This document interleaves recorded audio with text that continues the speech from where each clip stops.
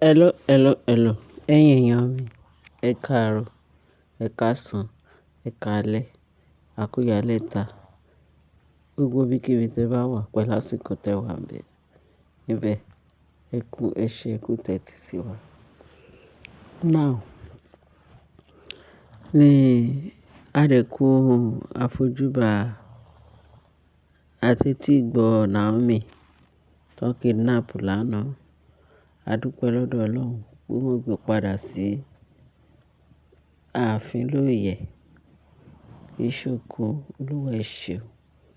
A dúpẹ́ gbogbo àdúrà yín lórí Naomi kò ní já sásán. Ọlọ́run ó dájú lórí gbogbo wa o. Ẹ ṣé gan ni. Ló bá ní Naomi délé ó ròyìn. A ní nǹkan tó sọ fún kábíyèsí. Nígbà gbogbo ilé Ifẹ̀ tí gbogbo wọn jubilate pé wọ́n ti gbé Naomi padà dé sáàfin lánàá. Ṣùgbọ́n ọpẹ́ ńlá ni ju gbogbo ẹ̀ lọ. Jẹ́ ká máa dúpẹ́ torí gbogbo Ọlọ́run obìnrin àwọn ọkùnrin. Gbogbo àfihàn ó fẹ́ dàrú lánàá nígbà tó ń sọ pé wọ́n kidnap Naomi níbi tó gbé ọmọ lọ sílé ìwé. Ó jẹ́ nǹkan ìyàlẹ́nu fún gbogbo wa pé bí Naomi ṣe wà yẹn kó máa sọ pé òun nìkan fẹ́ máa dárìn. Ẹ̀yin kò lè lọ́ta wà ilé làṣẹ ní gbé bó ṣe ń wé. Ó jẹ́ nǹkan ìyàlẹ́nu torí ilé ìyá wa lẹ́nu gidi gan. Wọ́n nígbà tó ń gbé dé ibi tó ń gbé lọ, wọ́n ní wọn mọ bó ṣe débẹ̀. Wọ́n ti dì lójú, wọ́n jẹ́ kó mọ ibi kó nǹkan bára wọn nínú igbó yẹn ni.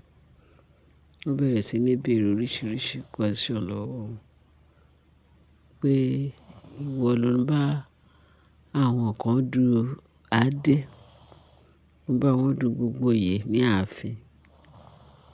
Pé by the time tí wọ́n bá ṣetán pẹ̀lú ẹ̀, ìyẹn tí tó bá lè lọ láàyè. Pé because nǹkan tó máa fojú ẹ̀ rí. Wọ́n náà wá sọ fún wọn pé ó ní kábíyèsí, ó ní gbogbo iṣẹ́ yìí.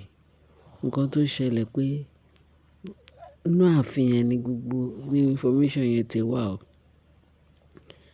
Ní preparation kidnapping inú ààfin yẹn ló ti wà o.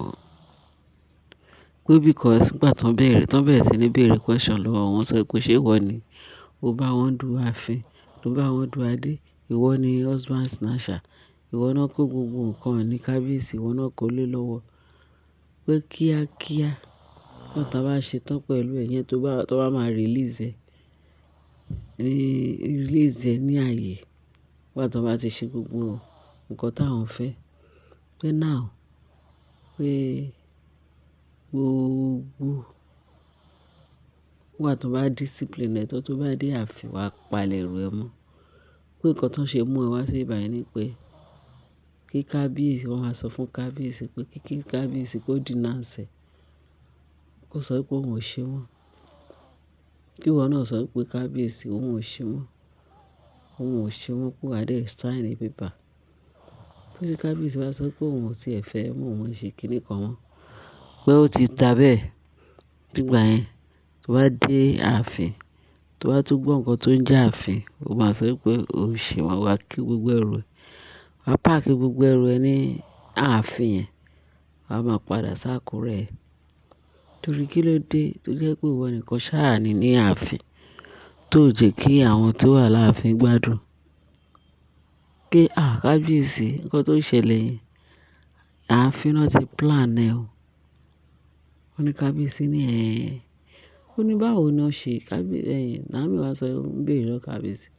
Pé òun wá ń sọ lọ́kàn ara wọn pé báwo làwọn people yìí ṣe mọ̀ pé wọ́n ní ààfin pé wọ́n ti ń drag adé yẹn, crown yẹn. Ẹni tó máa jẹ́ queen kò jẹ́ queen pé for the past 3 years wọ́n ti ń drag crown. Pé báwo ni ó ṣe mọ̀ pé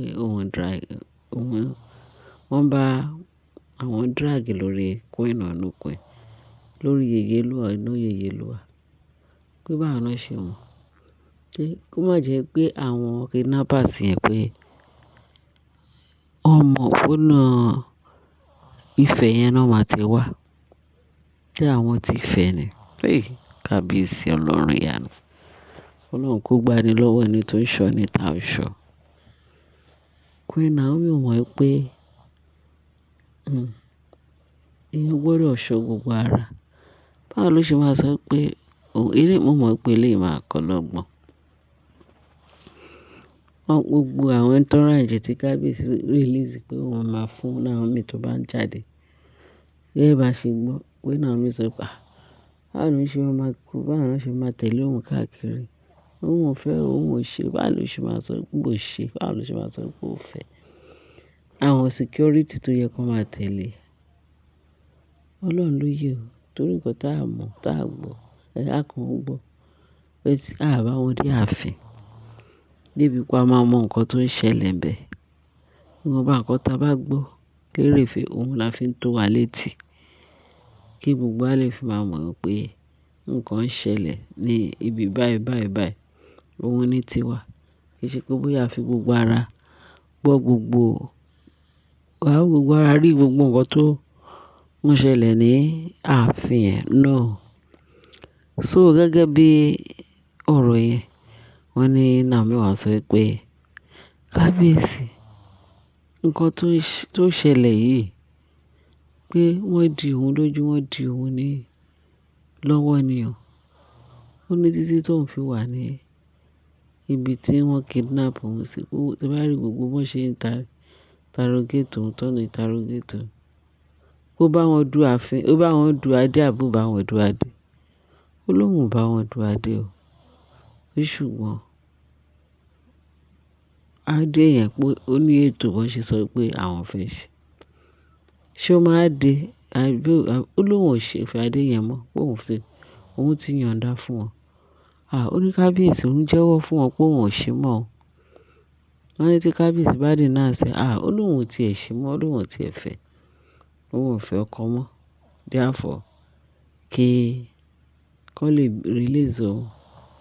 Pé ṣùgbọ́n wọ́n bẹ̀rẹ̀ sí ní demand ní oríṣiríṣi nǹkan tó fẹ́ gbà lọ́wọ́ kábíyèsí. Ó ní òun ti surrender.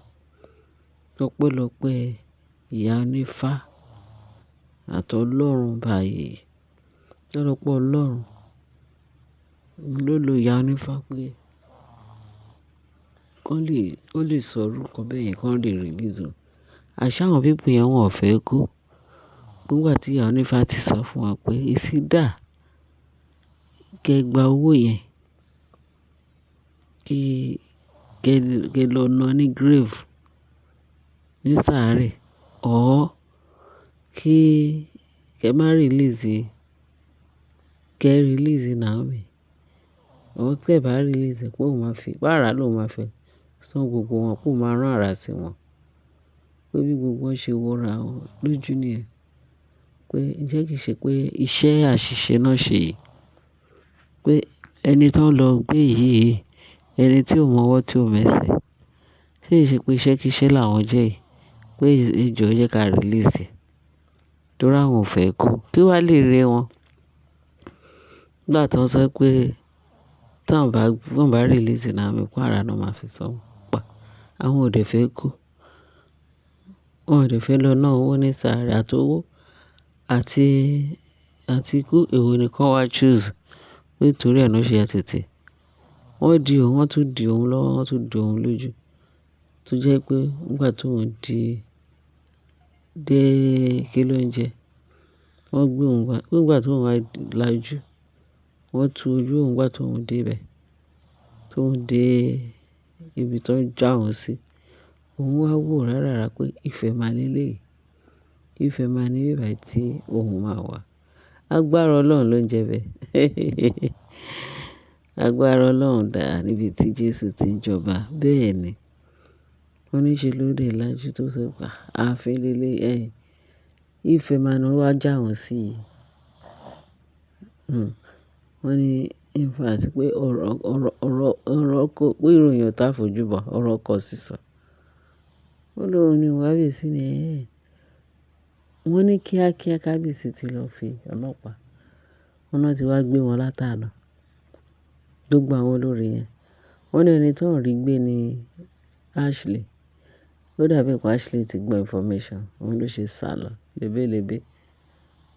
Lórí àti gbọ́ information yẹn pé Ashley ni wà nínú àwọn tí ó dàbí pé Ashley ni ó plan kìíní yẹn dáadáa fún wọn. Torí wọ́n ní kí Naomi tó dé, Ashley ti sá kúrò láàfin. Ṣé ó yé wa? Ashley ti sá kúrò láàfin. Wọ́n ní wọn rí wọn pé gbogbo àwọn tó kù pátápátá náà ṣàlọ lánàá yìí. Ẹ̀yin èèyàn mi, ẹ rí pé ó lágbára. Ẹ ṣe mo ní kí n fún yín ní information yẹn. So, tó bá ṣe jẹ́ ṣá, àwọn ajẹ́ kí ẹ máa gbọ́ ìtòkù. Ẹ bá share, kí ẹ bá like, kí ẹ bá fi ìtòkù sí comment section. Ẹ ṣé gan bẹ́ẹ̀ ṣe ń tẹ́tí sí wa.